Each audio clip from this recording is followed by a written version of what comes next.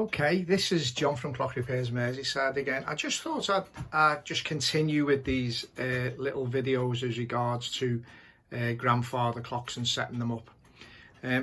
As you can see from what we do, we have brackets on the wall. I think I've showed you all this before. And what we will do is we will set that level. And then obviously we'll put the clock on. Now sometimes this seat board here is twisted. So, you know, you've got to, what you're better doing is actually probably, I know it seems it's the total way, but it is a good way of putting, if you can, putting a spirit level along the top of your dial, pretty much, and see if how level that is, and sort of obviously crossways on your seat board, just to see how level these things are. And then obviously, you see, now the point I'm making here is that if we set them level in our workshop, which we do, and that's why you can see sometimes we've got brackets also tied on them. Obviously this is a safety thing as well. You know, we use clamps. That's all they are, simple woodworking clamps, and we clamp things in. We put the bell on upside down. Obviously we don't want the bells going off of a night time, upset our neighbours. But yeah, pretty much everything's the same. And we set them perfectly level on there, so our conditions are ideal, but there's no reason why you can't replicate that by actually putting your case, making sure your case is secure on a board and actually, you know, is secure to your wall straight. Now what I was going to say was, once you've got your case secured on the wall and it's straight, you can then, you know, this seat board is on some shoulders, so you can actually then, you know, lift that up and down, or, you know, pack it out a little bit with, say, you know, we use on seat boards, we'll use little slots of wood, you know, little wooden wedges sometimes. You know, that's what we'll do on the seat board to get the seat board right, because the point is, as I was about to say, once that's done, there's no reason why the clock movement won't go straight into your clock case and then be running, because it's been set level here. The crutch has been set over here level. So to me, there is no reason why, you know, once it's set up that way, that the clock isn't going to run like it runs in our workshops. Now, we leave our grandfather clocks on test, you know, at least 8 days or 9 days, sometimes more. What we like to do, as you can see with that one there, we like to leave the clock with the dial off, and then we sort of check it out for about a week like that. You know, we'll have a fiddle around with the, you know, the striking side of it, make sure it's doing what it's supposed to do and landing right and stuff, because don't forget, I mean, we've taken these movements completely to pieces, and I mean, right down to everything.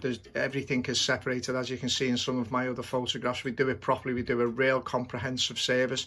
You know, we won't leave anything at all in it. They get cleaned by hand, they get pegged out, and they get some bushing work if need be, and that's how we do it, really. So, you know, there's no real, we know 100% that when that clock leaves this workshop, it's in excellent working condition, and there's no reason why.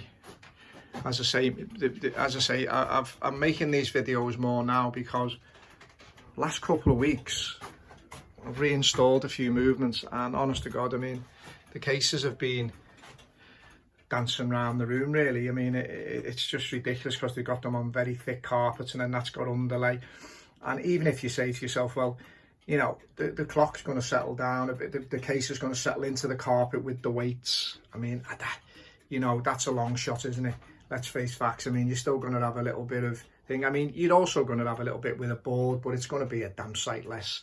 I mean, you know, there's a lot of stability there, and then once you've actually fixed it to the wall correctly, properly and steady, I mean, you know, it should do the job. It should work well. You know, it should be, you know, pretty much very stable, but also that other aspect of it coming off the wall. Also, I was going to say, which I didn't mention in my last video, sometimes in these seat boards, not all of them, but you sometimes see screw holes. Now, obviously, if that's the case, you should really put that screw down into the shoulders of the clock case. Now, obviously, the reason for that, again, so obviously it doesn't fall out and stuff like that, but also obviously if you when you wind the clock up, you're going to push it backwards, aren't you? Or you're going to pull it as you pull the key out. You could pull the thing forward. It's a bit of a long thing really, because you've got these two heavy weights. So that would happen more on a 30-hour clock, which is just a single weight driven clock. I mean, that could happen then on that. Now also another thing we do, if you look at the weights, you see we have them in line, and we expect the weights to pretty much drop together. We don't expect them to be sort of one up in the air, one down below type of thing, or halfway down and one right up, and you know, that type of thing. You know, within a few inches of each other, they should go down within a few inches of each other. Now if that doesn't happen, there's a problem with the clock. Now these are just things we check, and we keep checking every morning. Myself or Steve will come in here and we will give these clocks a check over, make sure how they're doing for timekeeping. We'll then adjust the pendulum to see, you know, to make sure that's positioned right, and we will get these clocks as close as we can to the right time. You know, obviously there is going to be, you know, some time differences, not as much as a spring driven clock, but some time differences, because obviously over a period of time, you know, the clock will run slow, and there's loads of other things which, you know, I won't go into at this point, but there's the situation. There's a wall clock, and as you can see, that's just a Gustav Becker wall clock, and that's on the wall with its brackets. It's come out of the case, but again, as you can see, we wound the weights. We've wound them up a little bit too far because the knot is actually on the wheel. But that's pretty much, as you can see, very, very shallow amplitude, should I say, or not much amplitude of its swing either way. I mean, also you can see with these pendulums, they're all pretty much the same amplitude on them. That one's actually got a bit more, but that's another thing obviously you're checking.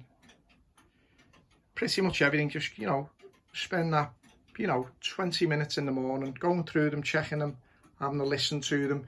We use a small guitar amplifier with a clip, and we listen to the beat, and if they're going out of beat, obviously there's a problem. So check your crutch wire, check nothing's not loose, you know, your pallet's not loose, check things out. But yeah, that's where we are with these. Anyway, I just thought I'd continue with these videos, because as you can see, we do quite a lot of grandfather clock repairs, and you know, but I'm just making sure customers, you know, have got a good idea what they're doing when they're taking these. Some people have had these clocks for years anyway, so it doesn't matter. So, but it's always nice to have a bit of additional information, isn't it? I mean, I don't think there's a lot on YouTube about actually setting these old clocks up, so you know, it's something I think needed doing. I mean, you don't have the same thing with the likes of Hermleys and stuff like that, because they have a deadbeat escapement on them, and so pretty much you move the pendulum from to one side, bring it to the center, the other side, bring it to the center, and then give it a little tap, and it'll away it should go. You know, and they beat away. They're quite easy to get in beat. These are a completely different game. You have to adjust the crutch wire, but if you set them up in the workshop dead right, as I've said, dead level as you can get it and all that, I mean, you should really have no trouble. Anyway, this is John from Clock Repairs Merseyside. If you like my videos, just please subscribe and give me a like. I mean, it does encourage me to do some, but as I say, my time is really limited. So this is John from Clock Repairs Merseyside. You have a great day. Thank you.